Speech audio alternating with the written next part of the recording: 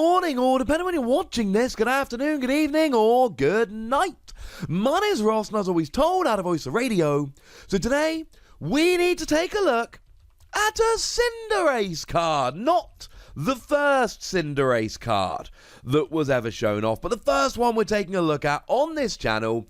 It's been revealed in English. Cheers for that. Does make my job quite a lot easier. And I'll be honest with you, ladies and gentlemen, right, it's looking really good.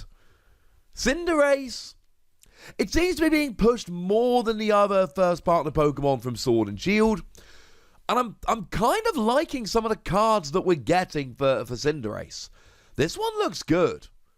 I still count Sword Bunny as the worst of the first partner Pokemon.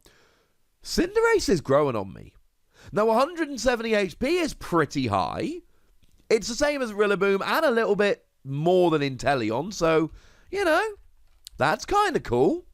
Retreat cost of 1 is also rather low. It opens up things like U-turn board or escape board if your opponent's mucking about with sleep, paralysis, all of that good stuff. And you've got a weakness to water, which as it stands at the moment is alright. There are some Quagsire decks running around, and people are liking Keldeo.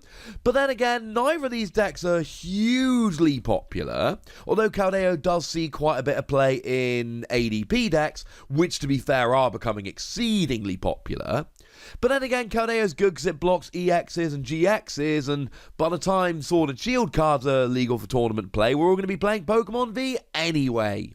Or at least we'll have the option, and they will not be blocked by Keldeo. It's not a bad weakness, but being fire is great. Being fire means that you've got access to Welder, which is pretty phenomenal. Lets you attach 2 fire energy from your hand and then draw 3 cards. Well, that's pretty gosh darn good. And it means that you get access to, well, like a million different ways to find your energy. Giant Half to search them out from your deck. Fiery Flint to search them out from your deck. Fire Crystal to recover them from your discard pile. Then we could mention Heat Factory Prism Star as a little bit of extra consistency. And frankly, we have got a good time to be a fire Pokemon. Not to mention you're pulling double duty on the weakness, hitting grass Pokemon, like the aforementioned Rillaboom, and metal Pokemon like Lucario and Melmetal. And given that metal card I showed you the other day, the Metal Saucer, Metal Patch, whatever you want to call it, yeah, metal decks look like they're getting a lot better. But what does Cinderace actually do? Well, it's got a rather nice ability, Libero. Once during your turn, when this Pokemon moves from your bench to the active spot, quick side note, they're changing the language here, which I quite like, you may attach up to 2 fire energy cards from your discard pile to it. This is ridiculous. Like, don't get me wrong, this is objectively a great ability. But it's even better in fire decks. And there's like a bazillion different reasons why. Now, let's go through a few of them. Welder is great. Welder attaches energy from your hand to your Pokemon, your fire energy. And then those Pokemon go down, and then your energy's in a discard pile. Now, don't get me wrong, there are things we can do. I've already mentioned Fire Crystal to recover from your discard pile. And let's not forget that we've always got the option of Victini Prism Star, who is just great at using that energy from your discard. Lets you do 20 damage for each basic energy in your discard pile, and then shuffle them back into your deck. As a side note, Flareon GX has a GX attack, which is exactly the same, except it doesn't shuffle the energy back into your deck. So there is a great little 1-2 punch there where Flareon uses the energy to smash with a GX attack, and then Victini smashes and puts all the energy back. But the point here is you can get the energy from the discard pile onto you after having attached it using Welder. It's not like fire decks really needed any extra help, and we'll get to the attack in a minute, but you can already see it's for free fire energy. So we could already have just gone, well, Welder attached for turn, boom, we good son. But now it's even better because you've got this ability. Now, you could maybe pull off a bunch of little tricks with Energy Switch, though I do fear that gets a little bit awkward. But one thing that works really, really well with this is Heatran GX. Now, Heatran GX, there's a lot to like about it, but well, you've got the ability here, which allows you to, when you pop it into the active, move as much fire energy from your other Pokemon as you like onto it.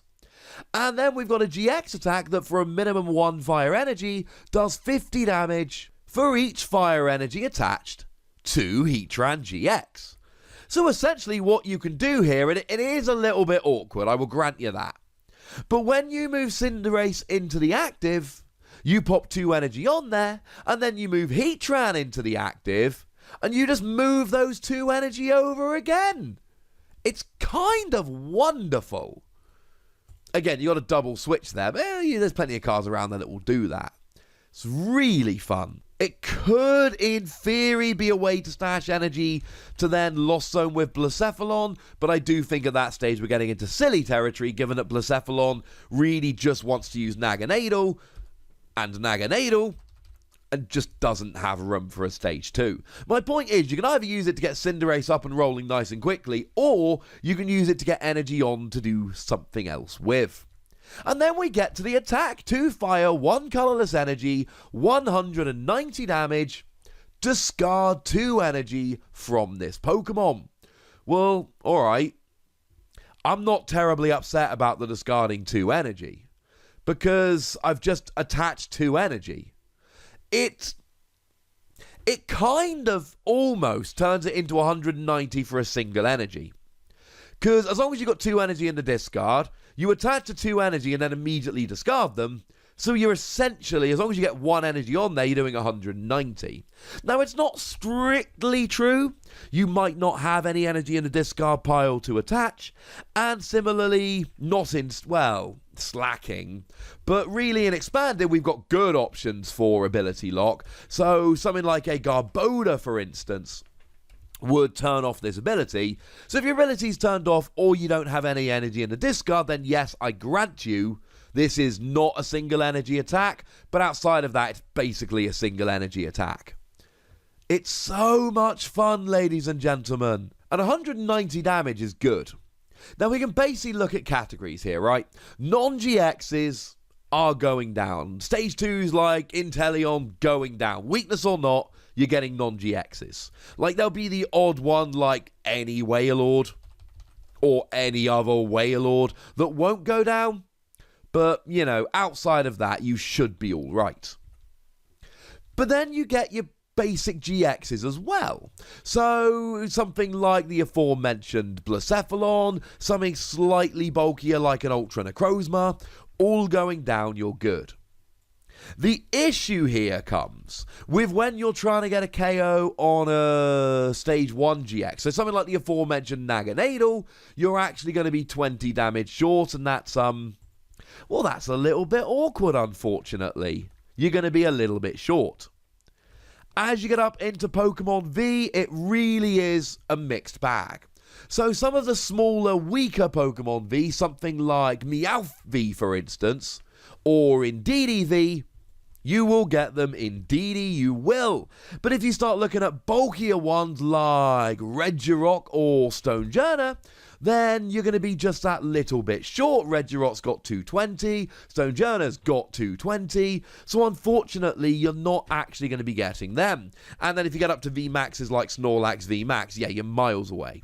Similarly, tag teams, really you start off with like Pikachu and Zekrom at 240, and again, you're not that close. So, basic GXs and non-GXs, yes. Evolve GXs, Tag Team GXs, and VMAX, no. Pokemon V, if you're lucky. It's a decent but not phenomenal amount of damage. But the thing is, you're a single prize Pokemon and you're really not... You're not putting much investment into this. Okay, it's a stage 2, that's a problem. We've talked about that a bit lately. But outside of that, it's essentially a single energy attack. You got 170 HP, so you got a bit of survivability. You got a retreat cost of 1. I mean, come on, ladies and gentlemen. I'm liking all of these first partner Pokemon that we're getting in the main set. They've all got an ability, they've all got an attack, and they're all looking like they're actually coming out and doing interesting things. And we're looking like we're heading into a format which is slightly more forgiving for Stage 2s. I think there could be some love going on here with Cinderace. Let's give it 4 Wassies. I gave the other 2 4 Wassies, and I think they are all about on a line in terms of good. If you can be sitting there whacking 190 for essentially 1 energy on a single prize Pokemon with decent HP, that's gotta be worth a play, right?